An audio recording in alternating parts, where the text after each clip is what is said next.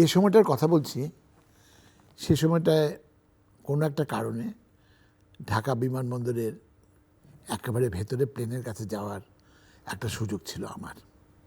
সেই সুবাদে হুমায়ুন আহমেদের একজন শরীর, যিনি আজকের অনুষ্ঠানে উপস্থিত রয়েছেন, একটু পরেই তার সঙ্গে পরিচয় করিয়ে দেব, তিনি বললেন যে হুমায়ুন স্যার সিঙ্গাপুর থেকে আসবেন, পরিবার আগেই চলে এসছে, শরীরটা খুব খারাপ, যদি সম্ভব হয় আপনি যদি বিমান থেকে নামার পর একটু তাকে রিসিভ করতেন। এটা তো আমার জন্য খুবই আনন্দের কথা যে হুমায়ুন আহমেদকে আমি রিসিভ করব। সুতরাং তার কথা আমি এক বাক্যে রাজি হলাম। রাতের বেলা তিনি ঠিক সময় প্লেন নামলো, তিনি আসলেন। প্লেন থেকে নেমেই আমার দিকে তাকিয়ে বললেন, কি কেউ আর আসার সাহস পায়নি, শুধু তুমি এলে? আমি তখন স্যারের কথার অর্থ অতটা বুঝিনি, কিন্তু পরবর্তী সময়ে আমি বুঝেছিলাম স্যার কি বলতে চাচ্ছিলেন। আসলে সিঙ্গাপুরে থাকা অবস্থায় যখন তিনি বুঝতে পারলেন যে তিনি কঠিন একটা রোগে আক্রান্ত হয়েছেন, তখন থেকেই কিন্তু তিনি মনে মনে একটা হিসাব করছিলেন। আমি সেটা উচ্চারণ করতে চাই না, বলতে চাই না, কিন্তু হুমায়ুন আহমেদ যেমন তার বইতে, তার চরিত্রগুলোতে সবগুলো পড়লেই মনে হয় যে তিনি হয়তো আমার কোনো বয়সের কথা বলছে, কিংবা আমার কোনো বন্ধুর কথা বলছেন। আমাদের সবার মনের কথা তিনি কেমন করে জানেন। আজকে এত বছর পর আমার মনে হচ্ছে সেই কথাটাই হুমায়ুন আহমেদ জানতেন, বুঝতে পেরেছিলেন সামনে খুব বেশি দিন তিনি আর আমাদের মাঝে নেই। সুতরাং বাকি সবাইও তার মতো এটা উপলব্ধি করছে, অনুভব করছে, যে কারণে শুধু সাগর এসছে তাকে বিমানবন্দরে নিতে। আমি বললাম, স্যার না, সবাই বাইরে অপেক্ষা করছে, নিয়মের জন্য ভেতরে ঢুকতে পারেনি, আমি আপনাকে নিয়ে যাচ্ছি সেখানে। স্যারকে নিয়ে গেলাম। নিয়ে গিয়ে প্রথম যিনি তাকে অভ্যর্থনা জানালেন, আমি এটাকে বলেছি যে তিনি এই অনুষ্ঠানে রয়েছেন, তার সঙ্গে পরিচয়ের আগে ক্যামেরা ঠিক তাক করে রয়েছেন হাসান হাফিজ, কবি, সাংবাদিক এবং মূলত হুমায়ুন আহমেদের একজন প্রচণ্ড ভক্ত। তৃতীয় মাত্রার অনুষ্ঠানে কবি হাসান হাফিজের এই প্রথম আসা, এবং হুমায়ুন আহমেদ সম্পর্কে তিনি স্মৃতিচারণ করবেন, বলবেন, এই ব্যাপারে অন্যদের মতো তিনি অনেক আগ্রহী। পাশে যিনি বসে রয়েছেন দেখলেই আপনারা চিনতে পারবেন, নামের আগে ডাক্তার রয়েছে, ডাক্তার এজাজ। সুতরাং পরিচয় তো বুঝতেই পারছেন। একই সাথে ডাক্তার এজাজ আপনাদের প্রিয় অভিনেতা, এবং যতটা বা যে সংখ্যক নাটকে অভিনয় করেছেন সেটা মানে কতগুলো বলবো, 90% হুমায়ুন আহমেদের। জি, 90% হুমায়ুন আহমেদের। বাহ, একজন শিল্পীর কি সৌভাগ্য যে 90% নাটকই হুমায়ুন আহমেদের। এবং হুমায়ুন আহমেদই কি আপনাকে প্রথম পর্দায় এনেছেন? জি, এটাও জি। জি। আমি শুনেছি আপনি মানে মাথার কোনো কিছু ডাক্তার আর কি। না, আমি নিউক্লিয়ার মেডিসিনের। কোনটা? নিউক্লিয়ার মেডিসিন, পরমাণু চিকিৎসা। পরমাণু চিকিৎসা। আচ্ছা, পরমাণু চিকিৎসার সাথে হুমায়ুন আহমেদের কি সম্পর্ক যে আপনাকে খুঁজে অভিনেতা করলো? মানে আমি ভাগ্যক্রমে স্যারের সামনে যেয়ে পড়েছিলাম। আচ্ছা, আমি ভাগ্যের কথাটা একটু পরে শুনি, কারণ তৃতীয়জনকে যদি এখন পরিচয় করে না দেই, উনি পরে হয়তো বলবেন যে আমি কি এতই, যে এত পরে আমার পরিচয়। মজারুল ইসলাম, যার পরিচয় সবার আগে করে দেওয়া উচিত ছিল, কারণ হুমায়ুন আহমেদের সঙ্গে যারা খুব ঘনিষ্ঠভাবে বিশেষ করে শেষের দিকে ছিলেন, মজারুল ইসলাম অন্নপ্রকাশের সত্ত্বাধিকারী, তিনি সেইভাবে ছিলেন। এবং হুমায়ুন আহমেদের প্রতি তার যে প্রচণ্ড ভালোবাসা, সেটা তিনি প্রমাণ রেখেছেন শেষ দিন পর্যন্ত। এবং আজকেও কয়েকদিন আগে তার শরীরে একটা গুরুত্বপূর্ণ অস্ত্রোপচার হয়েছিল, কিন্তু তারপরও যখন তিনি শুনেছেন হুমায়ুন আহমেদের অনুষ্ঠান, তখন তিনি আসতে কার্পণ্য করেনি। বলা বাহুল্য, সেই মানে অস্ত্রোপচারের পর আজকেই তার প্রথম বাইরে যাওয়া। তাহলে একটা জিনিস তো সবাই বুঝতেই পারছেন যে হুমায়ুন আহমেদের প্রতি যাদের অনেক আগ্রহ, অনেক ভালোবাসা, তাদেরকে নিয়ে আজকের অনুষ্ঠান। সুতরাং আপনারা যারা এই অনুষ্ঠান দেখছেন, হুমায়ুন আহমেদের পাঠক, হুমায়ুন আহমেদের দর্শক, তারা সবাই এমন অনেক কিছুই জানবেন, অনেক কিছুই শুনবেন, যার সাথে হয়তো আপনারা অনেক কিছুর মিল খুঁজে পাবেন, নিজের জীবনের মিল খুঁজে পাবেন। কারণ হুমায়ুন আহমেদ জীবনের কথা বলতেন, জীবনের কথা লিখতেন। নুহাশ পল্লীর কথা তো আপনারা সবাই জানেন। নুহাশ হুমায়ুন আহমেদের পুত্র, এখন বেশ নামী পরিচালক, নানান ধরনের কাজ করছে। নুহাশ পল্লী আসলে যিনি প্রথম আবিষ্কার করেছিলেন, আমার মতে তিনি, আমার মতে না, আমি তার লেখাও পড়েছি এবং আমি যতদূর জানি মাজারও স্বীকার করবেন এই ডক্টর ইজাজ। আমি কি খুব ভুল বলছি? না, ঠিক বলছেন। পরমাণু বিশেষজ্ঞ আবিষ্কার করেছেন নুহাশ পল্লী। গল্পটাই একটু শুনি প্রথম, যদি কারো আপত্তি না থাকে। না, অবশ্যই। তখন স্যারের সঙ্গে প্রথম কাজ শুরু করেছি এবং প্রথম কাজে আমরা যাচ্ছি স্যারের গ্রামের বাড়ি কুতুবপুরে। তো যাবার সময় অনেক বড় একটা বাসে আমরা সবাই যাচ্ছি। তখন তো আমি কেবল নতুন, আমি একদম বাসের পেছনে বসা, সবাই সামনে, স্যারও সামনে একটা লম্বা সিটে শুয়ে আছেন। হঠাৎ স্যার ঘুমিয়ে পড়েছিলেন, ঘুম থেকে উঠে আমাকে সামনে থেকে ডাকছেন যে শোনো। তো আমি ডানে বায়ে তাকাচ্ছি, বোধহয় আর কাউকে ডাকছেন। তো পরে বললেন যে ডাক্তার তোমাকে ডাকছি, তুমি আসো। তো আমি গেলাম, স্যার একটু সরে আমাকে বললেন বসো। বসার পরে বললেন দেখো, আমার জীবনে একটা অনেক বড় স্বপ্ন, একটা সুন্দর বাগান বাড়ির। আমি সেখানে যাব, লেখালেখি করব, খুবই সুন্দর। অনেককে বলেছি, সবাই আমার সামনে বলে যে হ্যাঁ দেখে দেবো, পরে আর কেউ দেখে দেয় না। তো এবার আমি দায়িত্বটা শুধু তোমাকে দিলাম, শুধুই তোমাকে। তুমি শুটিং শেষ করে এসে আমার জন্য একটা সুন্দর বাগান বাড়ি খুঁজে দেবে। তো আমার মাথায় তখনই ঢুকে গেল যে শুটিং শেষ করে আসা তো অনেক দিন। আমি তখন থেকেই মোটামুটি পরিচিত জন যারা, তাদেরকে ফোনে ফোনে বললাম যে একটা সুন্দর জায়গা দেখতে হবে হুমায়ুন স্যারের বাগান বাড়ির জন্য। তারপর শুটিং শেষ করে আসলাম। আসার পরে আমার একটা সুবিধা ছিল যে রোগীরা তো সব গাজীপুরেরই। তো যখনই কোনো পেশেন্ট সেরকম আসতো, একটু সচ্ছল, একটু প্রতিষ্ঠিত, তখন তাকে বলতাম যে আপনার খোঁজে কি সুন্দর কোনো জায়গা আছে। তো এভাবে বলতে বলতে একজন শিক্ষক, উনি স্কুলের, হাই স্কুলের শিক্ষক, উনি বললেন যে স্যার আছে একটা জায়গা, আপনি দেখতে আসেন। তো আমি দেখতে গেলাম, মানে খুবই এত খারাপ রাস্তা যেটা চিন্তাই করা যায় না, এবং গভীর বন ওই সময়, মানে দিনের বেলা যেতে ভয় লাগতো। তো উনি আমাকে নিয়ে গেলেন, ওনার সাথে গেলাম, একটা ছোট্ট নদী পার হলাম, তারপরে এখন যেটা নুহাশ পল্লী সেখানে গিয়ে পৌঁছালাম। তো জায়গা খুবই সুন্দর, আমার পছন্দ হলো। কিন্তু যোগাযোগ ব্যবস্থা এতই খারাপ, রাস্তা এতই খারাপ, আমার মনটা খারাপ হয়ে গেল যে ইস, যদি রাস্তাটা ভালো হতো তাহলে তো স্যার জায়গাটা পছন্দ করতেন। তো দেখে আসবার পরে আমি সাহস করে স্যারের কাছে গেলাম, জায়গাটা অনেক সুন্দর লেগেছিল। তো স্যার বলল ডাক্তার বলো খবর কি। আমি বললাম স্যার একটা জায়গা পেয়েছি, খুব সুন্দর জায়গা, কিন্তু যোগাযোগ খুব খারাপ স্যার। তো স্যার বললেন আরে আমি তো খারাপ যোগাযোগই চাই, যত খারাপ হবে আমার জন্য তত ভালো, যাতে কেউ যেতে না পারে। যদি খুব যোগাযোগ সুন্দর হয় তাহলে তো বন্ধু বান্ধবরা সবাই যাবে, আমার তো লেখালেখিতে সমস্যা হবে। যোগাযোগ যত খারাপ আমার তত পছন্দ।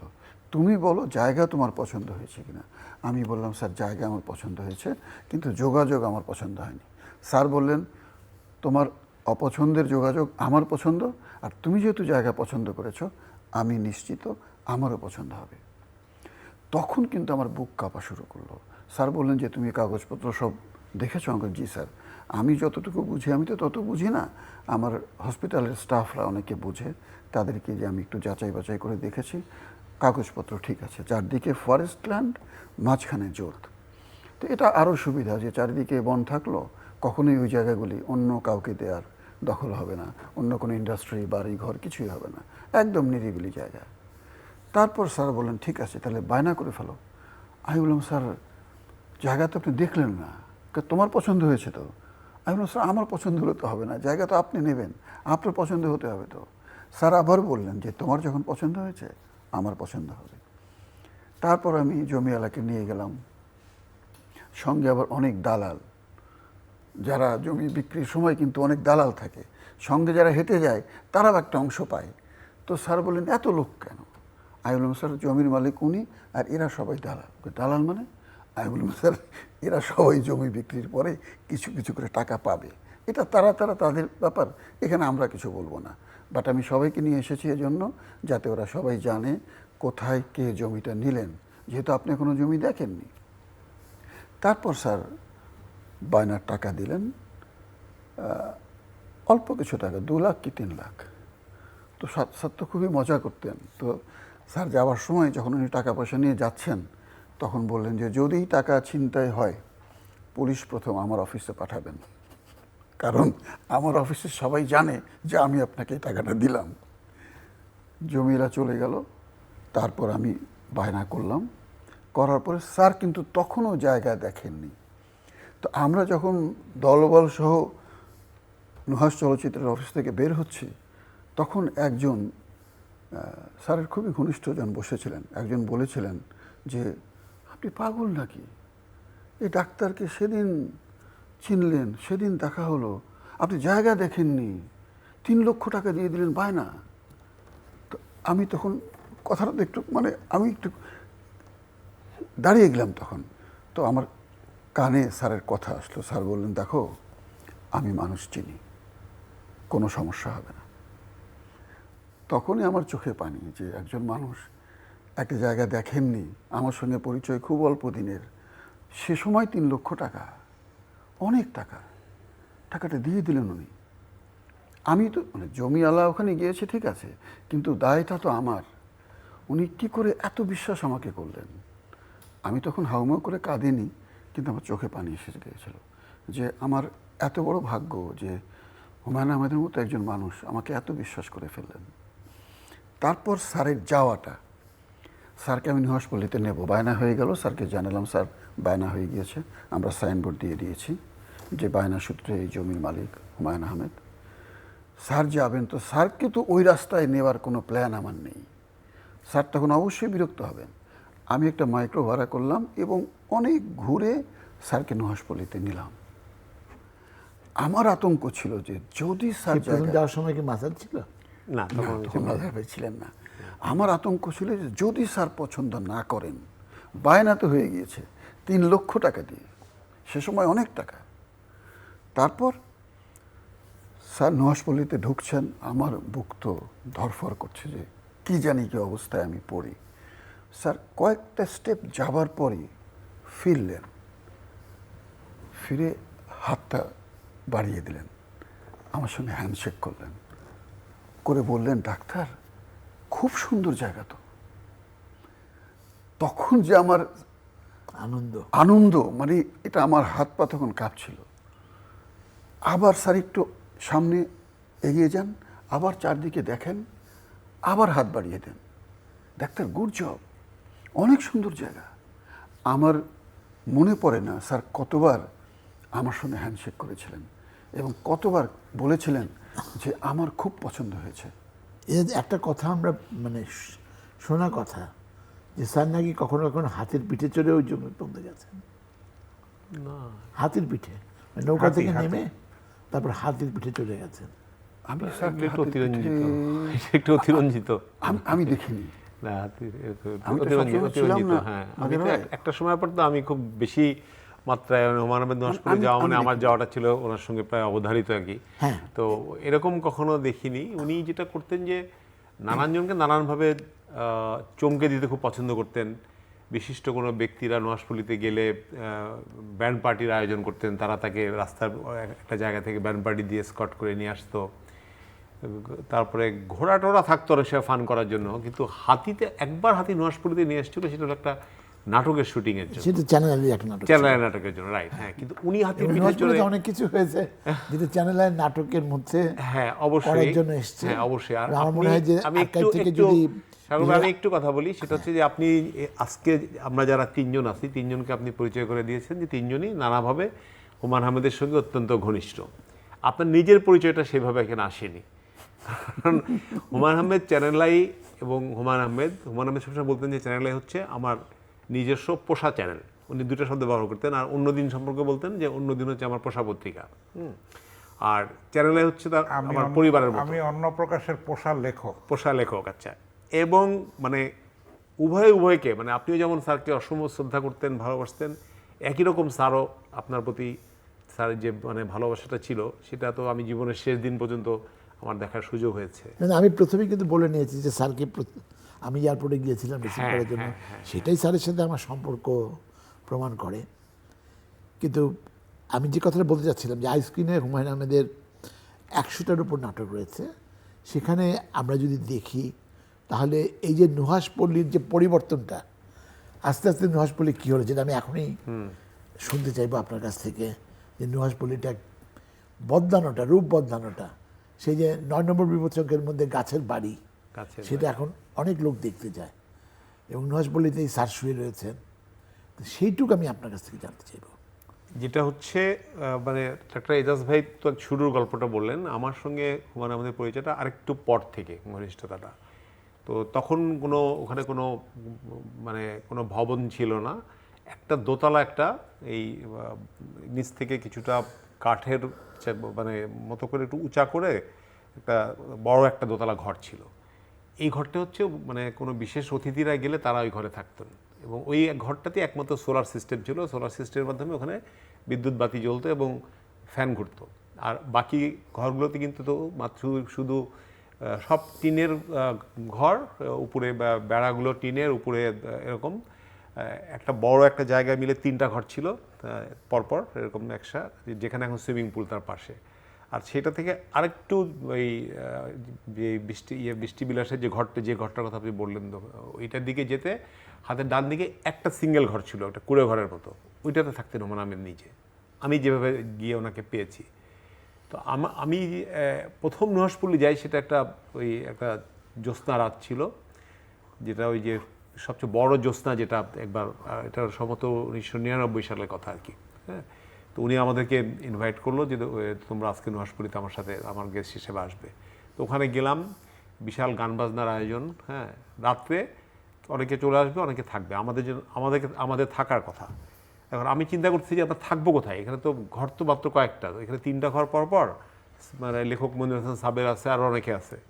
তো আমরা অন্যদিন থেকে আমরা 3জন গেছি।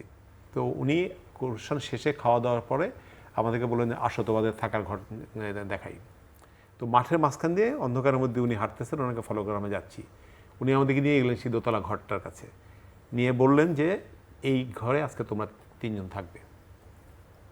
আমি তো আমি বললাম যে স্যার আপনি তো, বল আমি তো এখানে থাকি না, যে কথাটা আমি একটু আগে বলছিলাম, আমরা এখানে আমি থাকি না, এখানে ধরো ওই যে আলী জাকের, রাসেদুজ্জামান নূর বা এরকম গুরুত্বপূর্ণ লোকরা আসলে তারা থাকে। তো আমরা তো তখন বয়সে অনেক তরুণ, আমার খুব হেজিটেট লাগতেছে যে সাবের ভাই আছে। আমি বললাম যে সাবের ভাই আছে, বলে সাবের আমার অনেক পুরনো বন্ধু, সাবের আমার সাথে ওইদিকে থাকবে, তোমার একটু চিন্তা করতে হবে না, তোমরা এখানে থাকো। মানে এই যে মানুষকে যে সম্মান করা ওনার, মানে এটা একটা অসাধারণ একটা বিষয়। অতিথি, হ্যাঁ, এবং অতিথি তো সবাই, কিন্তু যেহেতু আমরা প্রথম গিয়েছি, উনি আমাদেরকে একরকম সারপ্রাইজ দিলেন, এবং এটা আমার লেখার মধ্যে আছে এই প্রসঙ্গটা। এরপরে যখন আমরা ওই যে সিলেটে উনি যে অনশনটা করতে গেলেন শাহজালাল বিশ্ববিদ্যালয়ে, এবং সেই দিন রাত্রেবেলা আমরা যখন ট্রেনে যাচ্ছি, ডক্টর এজাজও ছিলেন ট্রেনে, আমি আগুন লাগানোর। আচ্ছা, হ্যাঁ, তো আমরা ট্রেনে যখন আমরা যাচ্ছি, মাঝপথে আমরা খবর পেলাম যে ওই দোতলা ঘরটা মানে ওইটাকে আগুনে পোড়াই দেওয়া হয়েছে আর কি। তো উনি শুনে খুবই মন খারাপ করলেন, কিন্তু ওই ঘরটা উনি খুব পছন্দ করতেন, ওই ঘরের সামনের সাথে। কিন্তু দ্বিতীয়বার ওই ঘরটা উনি তৈরি করার কথা একবারও চিন্তা করলেন না। তারপরে তো এরকমভাবে কিছুদিন যাওয়ার পরে ওনার বড় মেয়ের সামনে বিয়ে, হ্যাঁ, এবার সেই উপলক্ষে সুনীল গঙ্গোপাধ্যায় আসবে।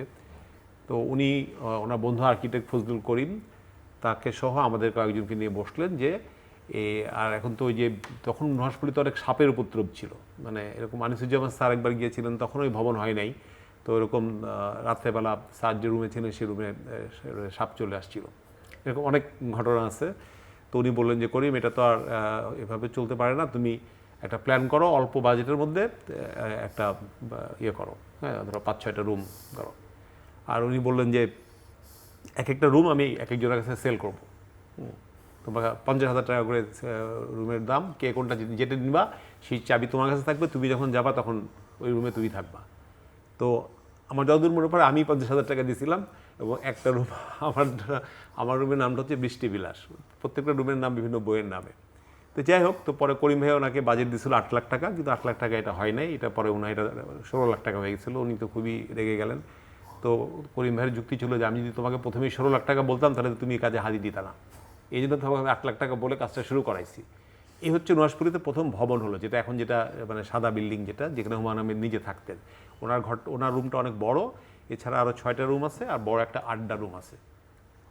এরপরে 9 নম্বর বিপদ সংকেতের সময় ওইটা ছিল একটা টিনের শেডের মতো, ওইখানে আর্টিস্টরা আর ক্রুরা থাকতো আর কি বেসিক্যালি। ওইটাকে তখন নতুন করে তৈরি করলেন এই শুটিংয়ের জন্য আর কি, এবং যেটা এখন মানে একটা দর্শনীয় একটা জিনিস, মানে যারা যায় নুহাশপল্লীতে তারা ওই জায়গায় দাঁড়ায় ছবি তোলা, করা, এবং ওইখানে খাওয়া দাওয়া করা, ওই বিশাল লম্বা বারান্দা, ওইটা কিন্তু ওই 9 নম্বর বিপদ সংকেতের জন্যই তৈরি করা। মাজহারুল ইসলাম এবং ডক্টর এজাজ হুমায়ুন আহমেদের ব্যক্তি জীবন নিয়ে বা তার নিজস্ব কিছু কথা বললেন। আমাদের আরেকজন অতিথি হাসান হাফিজ, তার কাছ থেকে আমি হুমায়ুন আহমেদ তো একজন বহুমাত্রিক প্রতিভা, এ সম্পর্কে তো আমাদের কারো কোনো দ্বিমত নেই, কিন্তু তার মূল্যায়ন, তার লেখার, নাটকের, এমনকি তিনি অনেক গানও লিখেছেন, সেটাকে তিনি যে আমাদের দর্শকদের সামনে, পাঠকদের সামনে উপস্থাপন করেছেন, সেটা আপনি কিভাবে দেখেন? আর এই প্রসঙ্গে একটা ছোট্ট কথা বলে রাখি, যেহেতু আজকে এমন একজন মানুষ নিয়ে আমরা কথা বলছি যার সঙ্গে আমাদের সম্পর্ক আত্মিক, যার সঙ্গে আমাদের সম্পর্ক দীর্ঘদিনের, ফলে যে যখনই কথা বলতে যাচ্ছি কথাটা হয়তো একটু লম্বা হয়ে যাচ্ছে। তৃতীয় মাত্রায় যেরকম ছোট ছোট কথা দিয়ে আমরা অনেক কিছু বলি, আজকে হয়তো আমরা প্রত্যেকেই এমনভাবে স্মৃতিচারণ করছি যাতে এক একজনের কথাই এক একটা অংশ হয়ে দাঁড়াচ্ছে, এবং এগুলো থেকে এক একটা অনুষ্ঠানে তৈরি হতে পারে। হাসান হাফিজ। হুমায়ুন আহমেদ তো একটা বিস্ময় আসলে, বাংলাদেশের যেই পরিপ্রেক্ষিত এবং আমাদের যে সামাজিক সাংস্কৃতিক ঐতিহ্য উত্তরাধিকার, তার মধ্যে একটা মানে কি বলবো বিস্ফোরণ, একটা মানে ধূমকেতুর মতোই কিন্তু এসেছিলেন। এবং আমার মনে হয় আরও যদি 10টা বছর আমরা পেতাম তাহলে আমাদের শিল্প সাহিত্য সংস্কৃতির জগৎ অনেক বেশি ঋদ্ধ হতো। আমাদের দুর্ভাগ্য যে তাকে অকালে আমরা হারিয়েছি মাত্র 64 বছর বয়সে, আজ থেকে 14 বছর আগে। তো সেটাও খুবই বেদনাদায়ক, এবং তার অনেক স্বপ্ন কিন্তু এখনও অপূর্ণ রয়ে গেছে। যেরকম একটা তার বিশ্বমানের একটা ক্যান্সার হসপিটাল তৈরি করার স্বপ্ন ছিল, সেটা আমরা আজও পর্যন্ত করতে পারিনি। এটা আমি মনে করি এটা আমাদের জাতীয় ব্যর্থতাই। কারণ আমরা জানি যে ইমরান খানের মতো বিশ্বনন্দিত ক্রিকেটার প্রধানমন্ত্রী হওয়ার আগেই তার মায়ের নামে কিন্তু বিশ্বমানের একটা হসপিটাল, ক্যান্সার হসপিটাল করেছেন পাকিস্তানে। তো আমরা এটা বাংলাদেশের দুর্ভাগ্য এই যে মানে যারাই প্রতিভাবান তাদের পরিবারকে কিন্তু স্মরণ করতে হয়, আমরা জাতীয়ভাবে তাদেরকে স্মরণ করিনি। এটা আমাদের মানে জাতিগত দৈন্যই আমি বলবো, এবং আমাদের গরিবী স্বভাব একটা, আমাদের ক্ষুদ্রতা। তো কেন এটা হুমায়ুন আহমেদের এত বছরে 14 বছরে কেন একটা বিশ্বমানের ক্যান্সার হসপিটাল হলো না? এটা তো লটারিও করা যেত। ডায়াবেটিক হসপিটাল হয়েছে, তারপরে আরও হার্ট ফাউন্ডেশন হয়েছে, লটারির ভিত্তিতে হয়েছে, তাই না? জনগণের টাকায় হয়েছে। তো আমরা সেই উদ্যোগটা কেন নিতে পারলাম না? এটাই হলো ট্র্যাজেডি। তো হুমায়ুনকে কিন্তু আমাদের আবিষ্কার করতে হবে, পুনরাবিষ্কার করতে হবে, মূল্যায়ন করতে হবে, পুনর্মূল্যায়ন করতে হবে আমাদের নিজেদের তাগিদে, আমাদের যেই ঋদ্ধ সাংস্কৃতিক হুমায়ুন আহমেদকে মানে হুমায়ুন আহমেদের সৃষ্টিগুলো, সৃষ্টি সম্ভারকে, অবশ্যই ব্যক্তি মানুষকে তো আর নয়। তো তার কাজগুলি যে আমাদের রয়ে গেছে এবং এখনও পর্যন্ত সেগুলি সামগ্রিকভাবে একটা, আমি বলেছিলাম কিন্তু তার মা যখন হসপিটালে, তখন আমি ওই তার জীবিত 2 ভাইকে কিন্তু আমি সামনে রেখে বলেছিলাম একটা ট্রাস্ট করেন, তাহলে কিন্তু তার লেখাগুলি, তার যে কাজগুলো সেগুলি অবিকৃত থাকবে এবং বিকৃতির হাত থেকে রক্ষা পাবে, সংরক্ষিত হবে এবং নতুন জেনারেশনের কাছে আমরা পৌঁছে দিতে পারবো। সেটা আজও পর্যন্ত হয়নি। একটা পূর্ণাঙ্গ জীবনী গ্রন্থ হয়নি। এর চাইতে মর্মান্তিক আর কী হতে পারে? আমরা জানি বাংলা একাডেমি অখ্যাত অজ্ঞাত মানে ইনসিগনিফিকেন্ট লেখকের জীবনী করেছে, কিন্তু হুমায়ুন আহমেদ যার জন্যে বাংলা সাহিত্য গর্ব করতে পারে, যেগুলি অনন্য রেকর্ডস আছে তার নাটক দেখার জন্যে ঢাকা শহর ফাঁকা হয়ে যেত, এটা নিজেদের চোখে দেখা। আমি দৈনিক বাংলায় রিপোর্টার হিসেবে সেটা রিপোর্টও করেছি। তারপরে তার বইমেলায় তার লাইন দিয়ে সেটা পুলিশকে হস্তক্ষেপ করতে হতো সেই লাইন মেনটেন করার জন্য, একটা আইনশৃঙ্খলা পরিস্থিতি তৈরি হয়ে যেত। এবং বই বিমুখ এই জাতিকে তিনি বই মনস্ক করেছেন এবং পাঠাভ্যাস গড়ে তুলেছেন একা, হিমালয়ের মতো। এটা আনপ্যারালাল একটা জিনিয়াস। তো সেগুলিকে আমরা যদি মূল্যায়ন না করি তাহলে আমরা তো আরও গরিব হয়ে যাব মানসিকভাবে, মননগতভাবে। তো এগুলি কিন্তু আমাদের মূল্যায়নের বিষয় আছে। আমাদের কিন্তু হুমায়ুন চর্চাটা সেভাবে হচ্ছে না, একটা চর্চা কেন্দ্র হওয়া উচিত বলে আমি মনে করি। এটা সম্মিলিতভাবে সরকারের উপরে আমি আশা করতে চাই না। আমরা সামগ্রিকভাবে আমরা নিজেরা যদি চেষ্টা করি, তো সেখানে চ্যানেল আইও একটা ভালো উদ্যোগ নিতে পারে। আপনি জানেন যে চ্যানেল আই যে হুমায়ুন মেলা করে সবসময়, মাঝখানে 2-1 বার ছেদ পড়েছে, তো সেখানেও আমি বলেছিলাম যে পূর্ণাঙ্গ জীবনী গ্রন্থ আমরা নিজেরা চেষ্টা করি, কারণ তার সঙ্গে যারা ঘনিষ্ঠ তারা কিন্তু অনেকেই এর মধ্যে আমাদের মধ্যে নেই, এবং তারাও বয়স্ক অনেকে, তারাও চলে যাচ্ছেন, স্মৃতিগুলি হারিয়ে যাচ্ছে। কিন্তু অনেক মানে অজানা তথ্য আমরা তাদের কাছ থেকে পেতে পারি, সেগুলিকে সংরক্ষণ করতে পারি, সংকলন করতে পারি, সেগুলি আমাদের নতুন জেনারেশনের জন্য আমাদের যে সমৃদ্ধ সাংস্কৃতিক উত্তরাধিকার সেটাকে কিন্তু আমরা সংহত করার জন্য, সংরক্ষণ করার জন্য, নতুন প্রজন্মের কাছে পৌঁছে দেওয়ার জন্য কিন্তু এগুলি আমাদের লালন করা দরকার, মানে গ্রন্থিত করা দরকার, আর্কাইভ করা দরকার। নাটকগুলিও সেভাবে অনেক কিছু হয়তো নাই, বাংলাদেশ টেলিভিশনে যেগুলি আছে সেগুলি আছে কিনা আমার সন্দেহ, হয়তো প্রাইভেট চ্যানেলে, চ্যানেল আইয়ে কিন্তু আছে। একসময় চ্যানেল আইয়ে ঈদের দিন মানেই হলো হুমায়ুন আহমেদের নাটক, এটা একটা অবধারিত ছিল, অনেক বছর ধরে ছিল। তো সেটা অনেক, যত ব্যস্ততায় থাকুক, আমি নিজে উন্মাদ হয়ে যেতাম সেটা শোনার জন্য। এবং আপনি জানেন যে অর্থমন্ত্রী ছিলেন এ মুহিত, উনি তখন একটা বিশ্বব্যাংকের একটা প্রজেক্টে পাকিস্তানে কাজ করতেন। উনি নিজে বলেছেন, বক্তৃতা আমি শুনেছি, যে উনি সপ্তাহে 1 বার করে চলে আসতেন ঢাকায় নাটকটা দেখার জন্য, ধারাবাহিক যে চলছিল। তো তার সেই প্রভিশনটা ছিল। তো এরকম বিচিত্র অনেক তথ্য আছে, সেগুলি যদি আমরা সংরক্ষণ করি তাহলে হুমায়ুন আহমেদের জীবনী 1 খণ্ড কেন, আমার মনে হয় 4-5 খণ্ডে হওয়া উচিত। এটা কোনো বাড়িয়ে কথা বলছি না আমি, কারণ তার যত আসপেক্ট আছে, তার যত চর্চার ক্ষেত্র আছে, আপনি নিজে জানেন যে তিনি একজন মিউজিশিয়ান ছিলেন, আপনাকেও চমকে দিয়েছিলেন মাঝে যেটা বললেন। এটা একটা তার নেচার ছিল, চমকে দেওয়া, এবং কখনো কখনো অনেককে বিব্রত করার মধ্যে একটা আনন্দ খুঁজে পেতেন উনি। কিন্তু সবসময় মজলিসি মানুষ ছিলেন এবং দলবল নিয়ে চলতে ভালোবাসতেন। সেন্ট মার্টিনে গেলেও দলবল নিয়ে যেতেন, সেখানে লাইফ বোট কিনে রেখেছেন, 10-15টা বাড়িতে ছিল। যখন সেন্ট মার্টিনে যাওয়া হবে তখন সবাই যেন লাইফ বোট ব্যবহার, বিশাল একটা কফিন কিনে এনেছেন, সেটার মধ্যে শুয়ে থাকতেন মাঝে মধ্যে। তো এরকম বিচিত্র সব তার শখ ছিল। তো এইটা একটা কালারফুল একটা মানুষ ছিলেন। কিন্তু তো সেই জিনিসটা যদি আমরা সংরক্ষণ করতে না পারি, সেগুলি যদি আমাদের নতুন প্রজন্মের কাছে পৌঁছে দিতে না পারি, এই ব্যর্থতার তো আমি জানি না এটা কি জবাব হতে পারে। মাজার, বইমেলা মানে হুমায়ুন, কিছু বলতে চাচ্ছি না। না, আমি একটু জাস্ট এই যে হাফিজ ভাই যে কথাটা বললেন, জীবনী গ্রন্থের কাজটা শুরু হয়েছিল, এটা সালে চৌধুরী এটা শুরু করেছিলেন, যে যাকে হুমায়ুন আহমেদ নানা বলে ডাকতেন, সালে নানাজি বলে ডাকতেন, এবং সেই সুবাদে আমরাও ওনাকে নানাজি বলতাম। নানাজি এটা শুরু করেছিলেন, বেশ কিছু দূর এগিয়েছিলেন, কিন্তু হঠাৎ করেই উনি এই একই রোগে, হুমায়ুন আহমেদের মতো একই রোগে আক্রান্ত হয়ে উনিও খুব অল্প সময়ের মধ্যে চলে যান। যে কারণে পরবর্তীতে উনি কতটুকু করেছেন, কি করেছেন, এগুলো ওনার পরিবারের সাথে যোগাযোগ করে আমরা উদ্ধার করতে আসলে পারিনি। তো এই কাজটা আমরা মনে করি যে এই কাজটা তো মূলত বাংলা একাডেমির, আমি সেটাই অবশ্যই, কিন্তু সেখানে বাংলা একাডেমির তো আমি জানি না কোনো উদ্যোগ আছে কিনা, অ্যাট অল আমি জানি না। মাজার, মানে বইমেলায় হুমায়ুন আহমেদ চলে যাওয়ার পর অনেকগুলো বইমেলা হয়েছে, বেশ কয়েকটি বইমেলা হয়েছে। হুমায়ুন আহমেদের অভাব কতটুকু কিভাবে অনুভব করেন? একটা তো হচ্ছে যে মানে একটা মানুষ যখন চলে যায়, তার হুমায়ুন আহমেদের মতো মানুষ বিশেষ করে, সেই অভাবটা তো আসলে কখনো পূরণ করা সম্ভব তবুও না। আমার মনে হয় যে আপনাদের প্যাভিলিয়নে কারণ হুমায়ুন আহমেদের বই, এমনকি হুমায়ুন আহমেদের একটা বড় ছবিও রাখা হয়। যে কথাটা বললেন যে উনি যখন বসতেন প্যাভিলিয়নে, তখন তো প্যাভিলিয়ন ছিল না, স্টল ছিল, স্টলে বসতেন, এত লম্বা লাইন হতো যে বইমেলার নির্ধারিত সময় শেষ হয়ে যাওয়ার পরেও একটা পর্যায়ে যেটা মেলা কর্তৃপক্ষ যেটা করে যে বিদ্যুৎ বাতি বন্ধ করে দেয়, ইলেকট্রিসিটি অফ করে দেওয়ার পরে আমরা মোমবাতি জ্বালায় রাখা হতো, এবং উনি ওই মোমবাতির আলোয় বসে অটোগ্রাফ দিতেন। কারণ ওনার ইয়ে ছিল যে লাইনের শেষ ব্যক্তি পর্যন্ত অটোগ্রাফ দিয়ে উনি উঠবেন, এবং সেটা কখনো কখনো 8টায় বইমেলা শেষ হলে রাত 9টায় বেজে যেত, 9:30 বেজে যেত।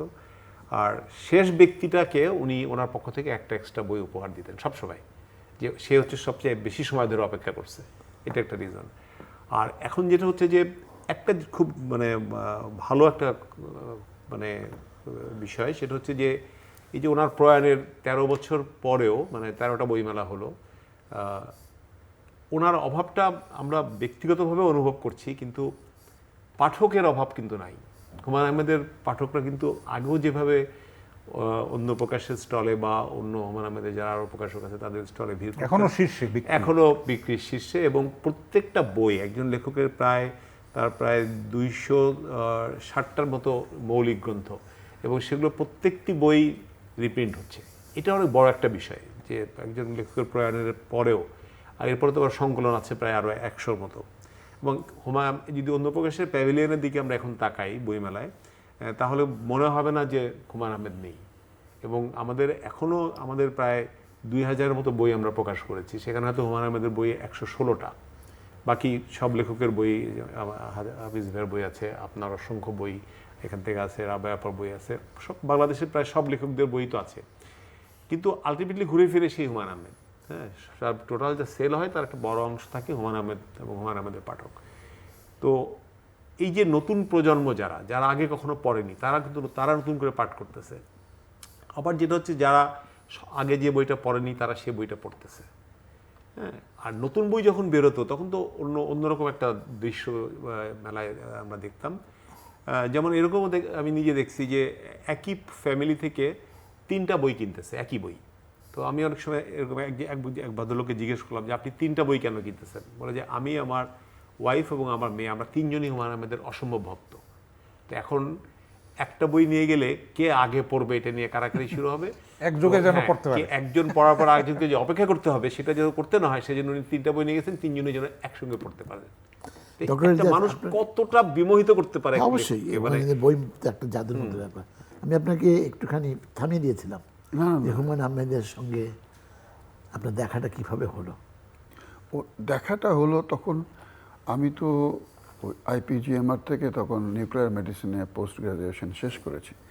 তখন তো ঢাকা ইউনিভার্সিটির আন্ডারে ছিল সব পরীক্ষা। তো আমি পাশ করবার পরে সার্টিফিকেট উঠাতে হয়। তো আমি IPGMR-এ গিয়েছি আমার ডিপার্টমেন্টে, নিউক্লিয়ার মেডিসিনে। তো আমার হেড অফ দ্য ডিপার্টমেন্ট ছিলেন প্রফেসর করিম। প্রফেসর করিম ছিলেন হুমায়ূন স্যারের স্কুলের বন্ধু, আমি সেটা জানতাম না। তো আমি ডিপার্টমেন্টে গেলাম, করিম স্যারের চেম্বারে গেলাম, এবং একমাত্র বন্ধু যাকে হুমায়ূন আহমেদ তুই করে বলতেন।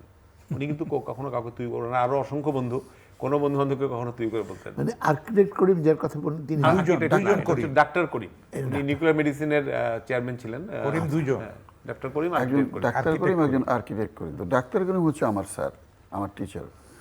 তো গেলাম স্যারের চেম্বারে যে একটা সিগনেচার লাগবে। তো সামনে যে PS বসে, উনি বলেন স্যার তো নাই। আমি স্যার কোথায়? বললো যে স্যার তো হুমায়ূন আহমেদের অফিসে গেছে। আমি বললাম করিম স্যার কেন হুমায়ূন স্যারের চেম্বারে যাবেন?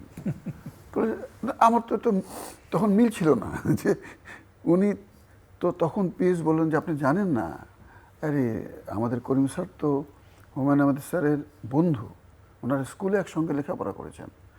তখন আমার মাথায় চলে আসলো স্যারের সঙ্গে দেখা করাটা তো স্বপ্ন। তো এটা আল্লাহরই রহমত। আমার তো মাথায় ঢুকলো যে এই সুযোগে হুমায়ূন স্যারকে দেখবো সামনাসামনি।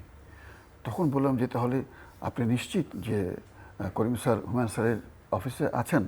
হ্যাঁ, এখনই কথা হলো, স্যারের আসতে একটু দেরি হবে। আমি তখন আমি বললাম অফিসটা কোথায়? বললো যে আসিফ মেনশন, কাকরাইল মোড়ে।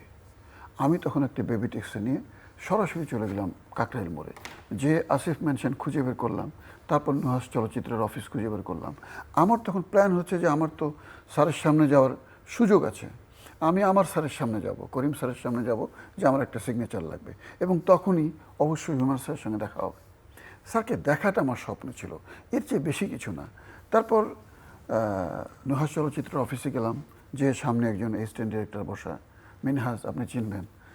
তারপরে আমি ওনাকে বললাম যে আমি করিম স্যারের কাছে আসছি, আমার একটা সিগনেচার লাগবে, আমি ওনার ছাত্র, সিগনেচার নেব সার্টিফিকেট ওঠানোর জন্য। তো আমার কথা শুনে মিনহাজ ভাই ভিতরে চলে গেলেন।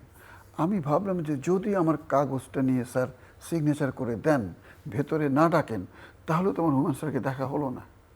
তো আমার ভাগ্য ছিল সুপ্রসন্ন, উনি দরজাটা খুলেই বলেন আসেন। তো আমি ঢুকলাম, ঠিক আপনি যেখানে বসে আছেন এখানে হুমায়ুন স্যার, আপনার ওখানে হচ্ছে আমার করিম স্যার। তো ঢুকে আমি করিম স্যারকে সালাম দিলাম যে স্যার একটা সিগনেচার লাগবে। তো অবাক কাণ্ড হচ্ছে যে করিম স্যার আমার সঙ্গে একটা কথা বলেন, হুমায়ুন স্যার 3টা কথা বলেন, যে তুমি কোথায় থাকো? আমি বললাম স্যার আমি জয়দেবপুরে থাকি। তো করিমের ছাত্র তুমি? আমাকে জি স্যার। তো শোনো আমি জয়দেবপুরে শুটিং করতে যাই, তো নানান সমস্যা হয়, তুমি যেহেতু ডাক্তার জয়দেবপুরে থাকো, আমি শুটিং করতে গেলে একটু আসবে তো, আমাকে একটু হেল্প করবে।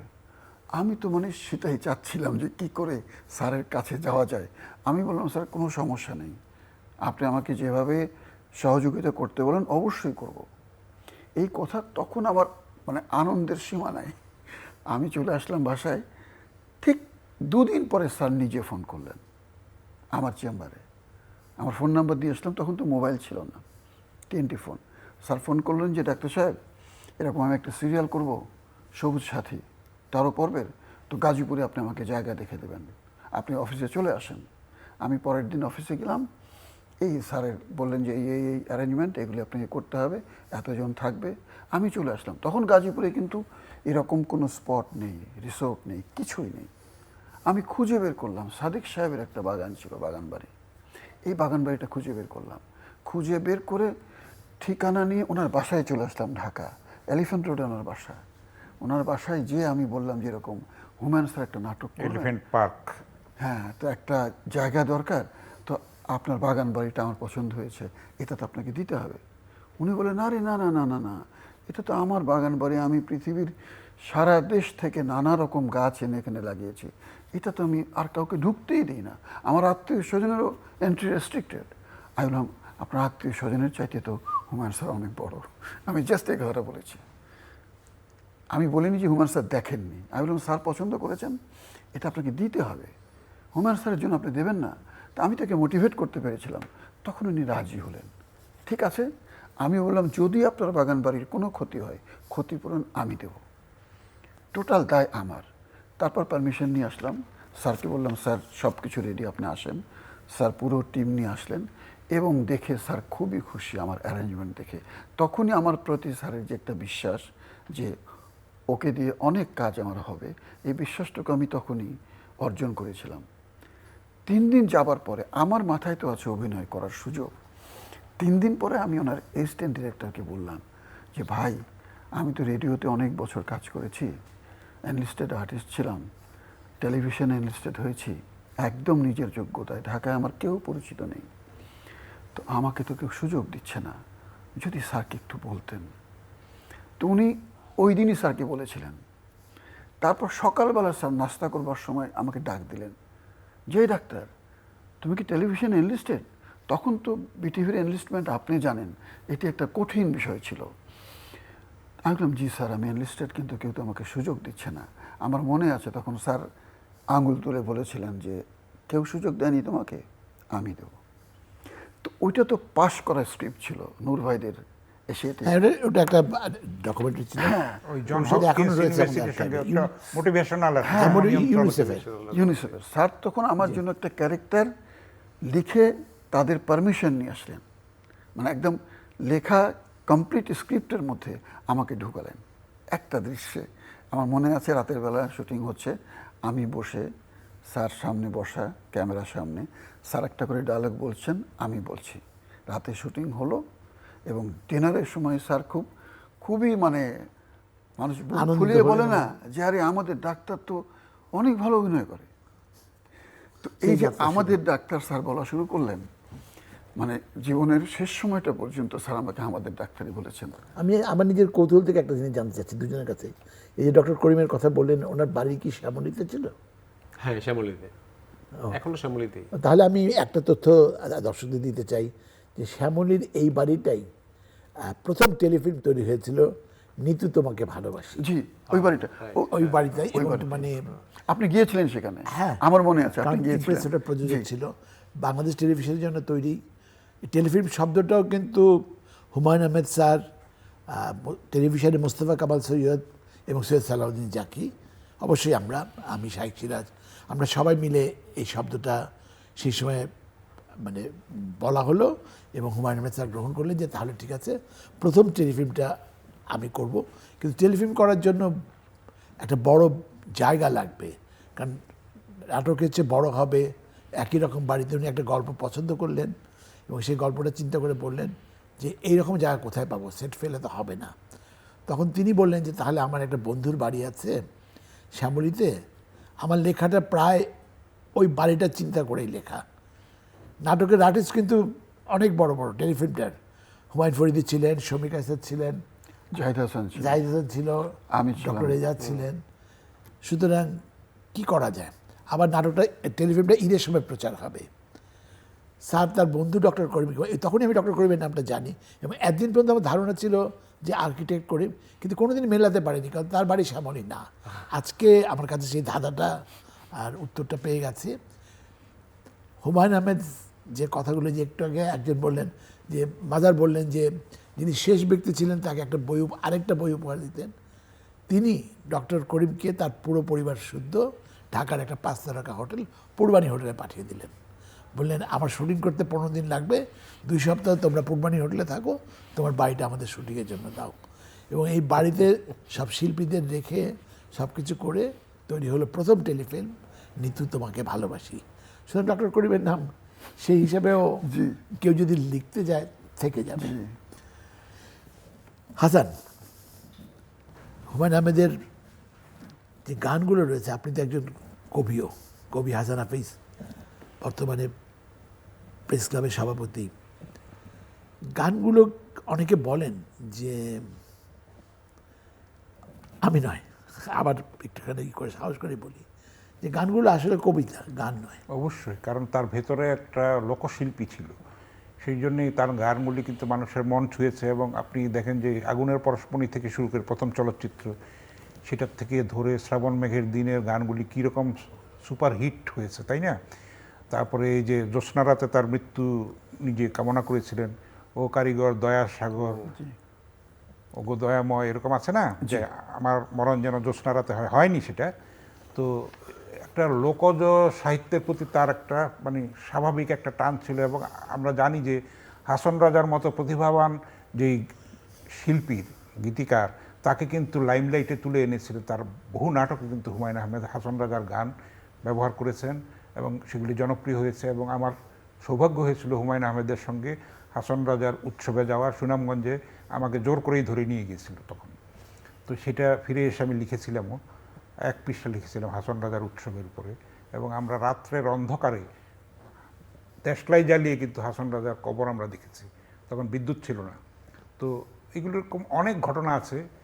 তো ওই গানগুলি যেহেতু ভিতর থেকে উঠে আসা, আপনি জানেন যে হুমায়ুন আহমেদ একজন চারুশিল্পীও ছিলেন, তার এক্সিবিশনও হয়েছে। রবীন্দ্রনাথ যেরকম শেষ বয়সে সে ছবি আঁকার প্রতি ঝুঁকেছিলেন এবং আন্তর্জাতিকভাবে এইখানে একটা মিল আছে। কিন্তু রবীন্দ্রনাথ বলেছিলেন যে এই এখন যে আমি চারুকলার চর্চা করছি সেটা হচ্ছে খেলার ছলে বেলা কাটাবার সঙ্গিনী, মানে এই চারুকলা চর্চাটাকে। তো সেইগুলিও আমরা জানি। গানের বিষয়টা কিন্তু আরও গান যদি আমরা পেতাম তার কাছ থেকে, তাহলে আমাদের মানে সঙ্গীত জগৎ গান শুধু লেখা নয়, আমি ঘেটুপুত্র কমলা ছবির কথা বলবো, যে সেই গানগুলো সংগ্রহ করেছেন, লিখেছেন। হ্যাঁ, সংগ্রহ করেছেন, নিজে লিখেছেন, সংগ্রহ করেছেন। এবং যারা অখ্যাত, অজ্ঞাত কিংবা মানে উপেক্ষিত, তাদের সেই যেরকম তুলে এনেছেন। ওই যে নেত্রকোনা, আমরা জানি যে ভাটি অঞ্চলের, সেখানে কিন্তু আমরা নেত্রকোনা একাধিকবার হুমায়ুন আহমেদের সঙ্গে আমার যাওয়ার সুযোগ হয়েছে, সপরিবারেও যাওয়ার সুযোগ হয়েছে। কুতুবপুরে আমি গেছি। সেই বাসের কথা আপনি বললেন যে বাস, 2টা বাস ছিল তখন, বিশাল বাহিনী নিয়ে, এক ব্রিগেড আর কি, মানে একটা মজলিসি একটা মানে একটা রাজকীয় বিষয় ছিল সব কিছু। এবং নিজে শেষ দিকে কিন্তু যখন দক্ষিণ হাওয়ায় আমি একবার ইন্টারভিউ নিতে গেছি মৃত্যুর কয়েক বছর আগে, তখন নিজের হাতে মানে আমের শরবত করে নিয়ে এসছেন, আমাকে খাইয়েছেন, ইন্টারভিউ দিয়েছেন। তো এরকম অনেক ঘটনা আছে। আমার মনে হয় কি এগুলি লিপিবদ্ধ হওয়া দরকার। এটার মধ্যে এত রসের উপাদান আছে এবং মানে কি বলবো, জীবন বোধেরও বিষয় আছে। তিনি যে একটা সত্যিকারের সান অফ দ্য সয়েল ছিলেন, মৃত্তিকার সন্তান, মানে সেই জিনিসটা কিন্তু আমরা তুলে ধরতে পারিনি এখনও। আস্তে আস্তে উপাদানগুলি হারিয়ে যাচ্ছে। সেটা কিন্তু একটা দুঃখের কারণ হবে যদি আমরা এগুলিকে একসঙ্গে গ্রথিত করতে না তার পারি। অনেক লেখায় গানে মানে দেশের প্রতি তার প্রচণ্ড ভালোবাসা ছিল। অসাধারণ ভালোবাসেন, না হয়তো আমেরিকার মতো জায়গায় থেকে যেতে পারতেন, উনি ইজিলি থেকে যেতে পারতেন। উনি স্বেচ্ছায় কিন্তু অধ্যাপক পদ থেকে সরে এসছেন চলচ্চিত্র পরিচালনা করবেন বলে, মুক্তিযুদ্ধের উপরে উপন্যাস লিখবেন বলে একটি বছর ছুটি নিলেন, কিন্তু শেষ পর্যন্ত সেইটার কাজে লাগলো না। ছুটি পরে কিন্তু কাজের মধ্যেই লিখতে পেরেছেন জ্যোৎস্না ও জননীর গল্প। এবং আমরা জানি যে হাসান সব কিছু কিন্তু লিখতে হবে কথা নেই, তখন হয়তো উনি ভেবেছেন। হ্যাঁ, সেই সময়টাও কাজে লাগিয়েছেন উনি। তো মুক্তিযুদ্ধ নিয়ে কিন্তু তার অসামান্য সব কথা শিল্প আছে, নাটক আছে, সেগুলি আমাদের নতুন প্রজন্মকে জানাতে হবে। কারণ মুক্তিযুদ্ধ হচ্ছে আমাদের অহংকারের জায়গা, শেকড়ের জায়গা এবং আমাদের অস্তিত্বের জায়গা, আমাদের মানে রক্তের ঋণের জায়গা। সেই জায়গাটাকে আমরা যেন লালন করি, আমাদের নতুন প্রজন্মকে যেন সেই ব্যাপারে সঞ্চালিত করি, তাদের মধ্যে তাদেরকে উদ্বুদ্ধ করি, দেশপ্রেমে উদ্বুদ্ধ করি। সেটাই কিন্তু হুমায়ুন আহমেদ স্মরণের একটা মূল বিষয় হওয়া উচিত বলে আমি মনে করি। মাজার, হুমায়ুন আহমেদ শেষের দিকে আমি যত জানি মানে শেষের দিকে জীবনের শেষ ছবি আঁকা শুরু করেছিলেন। আমি জানি না যে আগের থেকে শুরু না, করেছিলেন ছবি আরও আগে থেকেই আঁকতেন। ওনার প্রথম আঁকা ছবিটা আমার বাসায় আছে। আর জীবনের প্রথম আঁকার ছবিটা কি তোমার সাথে পরিচয়ের আগে না পরে? না, আমার সাথে পরিচয়ের পরে। হ্যাঁ, পরে, হ্যাঁ, তার মানে পরিচয়ের কিন্তু পরে। ছবি আঁকা শুরু করেছেন। হ্যাঁ, ছবি আঁকা শুরু করছেন। তো উনি আঁকতেন, আবার পছন্দ না হলে ওটা ছিঁড়ে ফেলে দিতেন। করতে করতে একটা ছবি, এটা ওয়েল পেন্টিং, খুব ভালো, বেশ বড় সাইজ। ছবিটা করার পরে উনি আমাকে দিলেন যেটা তুমি বাঁধাই করে নিয়ে আসো, যেখান থেকে ছবি বাঁধাই হয় একদম প্রফেশনাল শিল্পীদের মতো করে বাঁধাই করবা। নিয়ে আসার পরে সন্ধ্যার পরে দক্ষিণ হওয়াতে ওনার খুব ঘনিষ্ঠ বন্ধুদের নিয়ে উনি আড্ডা দিতে পছন্দ করতেন। সেই আড্ডার মধ্যে উনি বললেন যে ছবিটা সবাইকে দেখালেন এবং বললেন যে এই ছবিটা, হ্যাঁ, এখানে আজকে আমি এটা বিক্রি করব। ধরে নাও তোমরা এটা একটা গ্যালারিতে যেভাবে ছবি বিক্রি হয় সেভাবে এটা বিক্রি হবে। হ্যাঁ, কে কত দিবা বলো, অকশন, অকশন। হ্যাঁ, তো ওইটা আমি 5,000 টাকা বলছিলাম, 5,000 টাকার উপরে আর কেউ বলে নাই। তো ছবিটা আমি পেয়ে গেলাম, ছবিটা আমার বাসায় আছে। আর এরপরে যখন উনি নিউ ইয়র্ক থেকে চিকিৎসা বিরতিতে দেশে আসলেন 1 মাসের জন্য, ঠিক যেদিন চলে যাবেন তার আগে 3 দিন আগে আমাকে বললো যে তুমি আজকে একটু আর্লি অফিস থেকে আসবা, কারণ ওনার সঙ্গে আমিও যাব নিউ ইয়র্কে আবারও। তো কেন আর্লি আসবো এটা ঠিক আমি জানতাম না। তো আমি ঠিক সন্ধ্যার পর পরে ফিরলাম, আর সকালে যাওয়ার সময় আমি দেখে গেছি উনি একটা ছবি আঁকতেছে। ছবিটা এটা ওয়াটার কালারে এবং কিছু একটা শুকনা গাছ, যে গাছে কোনো পাতা নাই, হ্যাঁ, একটা মরুভূমির মধ্যে একটা গাছ, এরকম এই ধরনের একটা জিনিস উনি আঁকতেছেন প্রায় শেষ পর্যায়ে। আমি ফিরে দেখি যে ওনার বাসা ভর্তি মানুষ, মানে ওনার ঘনিষ্ঠজন যারা আছে, ও সেখানে অভিনেতা, তারপরে গায়ক, ওনার বন্ধু স্বজন, অনেক মানুষ, মানে বসার জায়গা নেই, গিজগিজ করতেছে। তারপরে আমাকে বললো তাড়াতাড়ি তুমি স্বর্ণাকে ডাকো, স্বর্ণাকে নিয়ে আসো। আমি গেলাম, যাওয়ার পরে উনি দাঁড়ায় বললো যে এই মাঝার তার ছোট ছোট 2টা বাচ্চাকে রেখে তার ব্যবসা বাণিজ্য ফেলে আজকে প্রায় দীর্ঘ 9 মাস ধরে সে আমার সঙ্গে নিউ ইয়র্কে, এবং আবারও সে আমার সঙ্গে যাচ্ছে। এবং আমরা যাব 3 তারিখ কোনো সার্জারি, আমরা 3 তারিখে আমরা যাব, 12 তারিখে সার্জারি জুন মাসের। আর ওই জুন মাসের 7 তারিখে হচ্ছে আমাদের মানে বিবাহবার্ষিকী, এবং সেটা একটা বিশেষ বিবাহবার্ষিকী, মানে 12তম বিবাহবার্ষিকী। হ্যাঁ, তো এই সময় তো মাঝার দেশে থাকবে না। হ্যাঁ, তো সেই কারণে আমি এটা সেলিব্রেট করার জন্য আপনাদেরকে এখানে ডাকছি। এবং সেরকম তারপরে ওনার একে একে সেলিব্রেশনের পার্ট হচ্ছে, প্রথম হচ্ছে স্বর্ণা খুব বেলি ফুল পছন্দ করতো, 100টা বেলি ফুলের মালা, হ্যাঁ, নিয়ে আসলো, এবং সেই বেলি ফুলের মালা উনি এবং শাওন ভাবি 2জন মিলে স্বর্ণাকে মানে নানানভাবে যেখানে দেওয়া সম্ভব পরাই দিল। তারপরে এরপরে আসলো ফুল তো ছিলই, আর সাথে ছবিটা, এবং আমি হতভম্ব যে ছবিটা বাঁধাই করা। তো যেহেতু এটা আমাকেই দেবে, সেজন্য হয়তো আমাকে আর বলে নাই, বা তখনও আঁকা শেষ হয়নি, আমি বেরিয়ে যাচ্ছি। উনি ওনার স্টাফদের কাউকে দিয়ে ছবিটা বাঁধাই করে আনছে এবং বললো যে এই ছবিটা তোমাদের বিবাহবার্ষিকীর উপহার। হ্যাঁ, তো আমার চোখে তো পানি চলে আসছে একদম। আর একটা কাকতালীয় ঘটনা, আমার বিয়ের সময়ও ওনার উপহারটা ছিল পেন্টিং। তো সেটা ওনার নিজের আঁকা না, এটা সাজু আর্ট গ্যালারি থেকে কেনা। আচ্ছা কিনা হুমায়ুন কিন্তু তার নিজের ছবিগুলোতে আমার যত মনে পড়ে। এরপরে যেটা আপনি বলছিলেন, যে এরপরে তো ওই নিউ ইয়র্কে আমরা গেলাম। নিউ ইয়র্কে যাওয়ার পরে যখন ওখানে বাড়ি ভাড়া করা হলো, থাকতে হবে দীর্ঘ সময়, একটা প্ল্যান ডাক্তার দিয়ে দিল। তো উনি তো যাওয়ার সময় তো অনেক বইপত্র নিয়ে গেছেন যে উনি ওখানে লেখালেখি করবেন। দেয়ালটা লেখা শুরু করলেন, এর আগে মাত্র 4-5টা পর্ব অন্য দিনে ধারাবাহিকভাবে ছাপা হয়েছে, বাকিগুলো উনি ওখানে লিখবেন বলে আমাকে পুরো একটা সুটকেস ভর্তি শুধু রেফারেন্স বই, যেটা ওই লেখার জন্য দরকার হতে পারে। তো এর বাইরে ওখানে যাওয়ার পরে লেখালেখি শুরু করলেন। হঠাৎ একদিন আমাকে বললো যে তুমি একটা কাজ করো, ইয়েতে যাও, এই জ্যাকসন হাইটে যাও, কারণ আপনার থাকি হলো জামাইকাতে, জ্যাকসন হাইটে যাও, তুমি কিছু রং তুলি উনি বলে দিলেন, আর কিছু ব্রাশ এই সাইজের তুলি ব্রাশ এগুলো নিয়ে আসো, আমি ছবি আঁকবো, ছবি আঁকা শুরু করবো। এবং তারপরে এই যে তার যে মেজর ছবিগুলো কিন্তু উনি নিউ ইয়র্কে বসে আঁকছেন, হ্যাঁ, এবং প্রায় 23-24টার মতো ছবি।